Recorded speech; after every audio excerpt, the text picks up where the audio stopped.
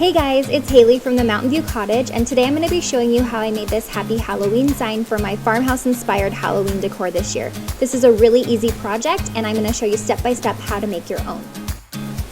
The first thing you're going to do is prep your board. So I stained mine first and let it dry overnight, and then I'm painting it with a foam roller using the color that I want my lettering to be. So I'm using white because I want the background to be black and the lettering to be white for this particular sign.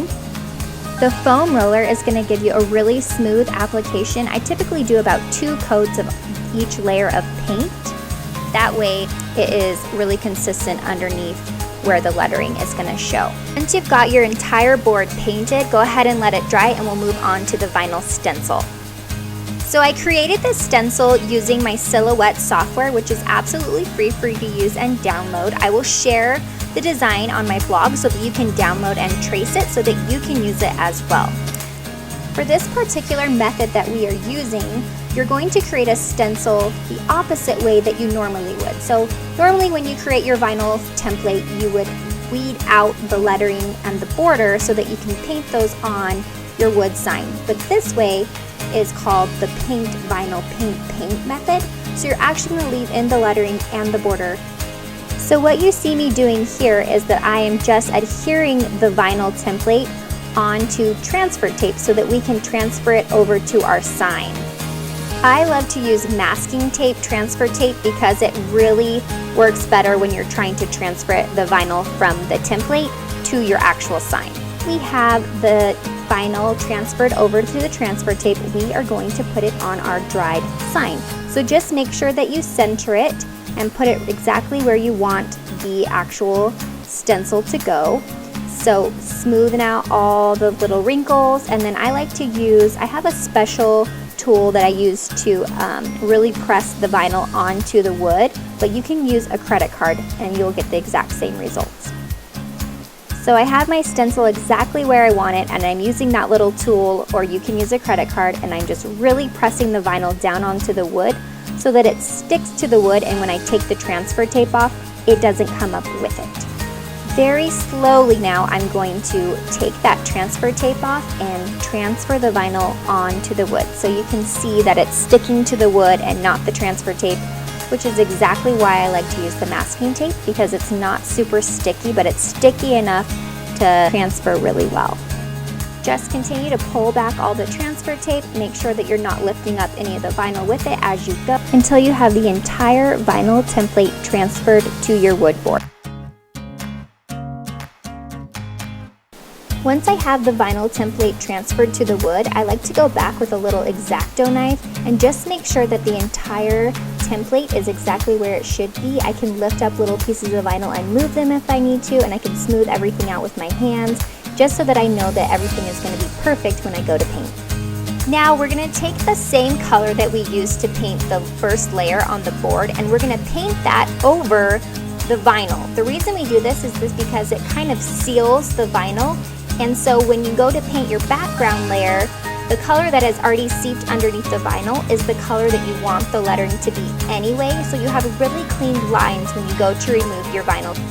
Now that we've let that second layer of paint dry, we're going to go in and paint the background layer. So this will be the color that you want the background of your sign to be. The color that I've chosen is black. So I'm going to go ahead and use the same foam roller, and a clean one, to paint the background, and I do about 2 coats. Depending on the type of paint you're using, you may need to do more, but I want it to be nice and solid, so I do 2 full coats on this one.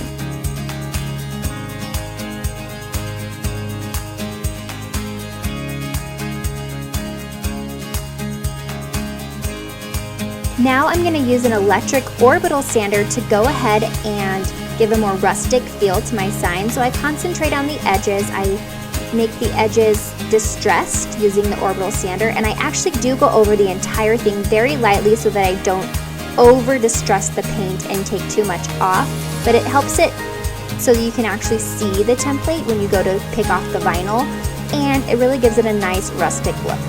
If you don't have an electric sander, this is totally not necessary for this. You can use a foam sanding block and get the same result.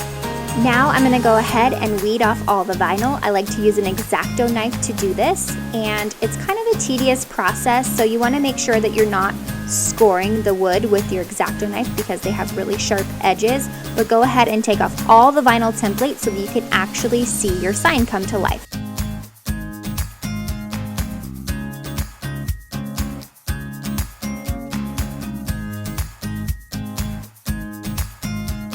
Now I'm going back over my sign with paint and a little detail paintbrush and doing all the touch-ups on the sign so that it looks perfect. I used 2 pieces of vinyl to piece together this big sign, and as you can see, they didn't line up perfectly, so I'm just going to go ahead and use the detailed paintbrush to make it look like they did, and I will make all those little imperfections go away and you'll never even know they were there.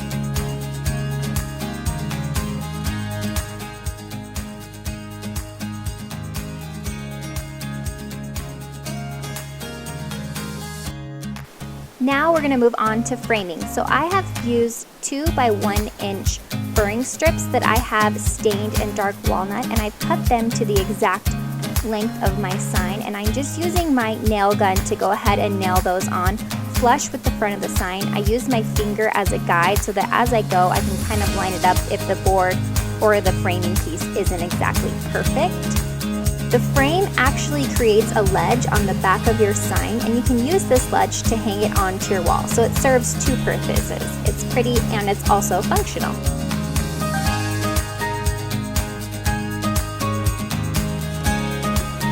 Now you're going to go ahead and do the top and the bottom using the same method. Just use your finger as a guide to keep it flush with the front of your sign, and make sure that you have your nail gun on your sign ledge nice and straight because you don't want to pierce the nail through the front or the back of your sign.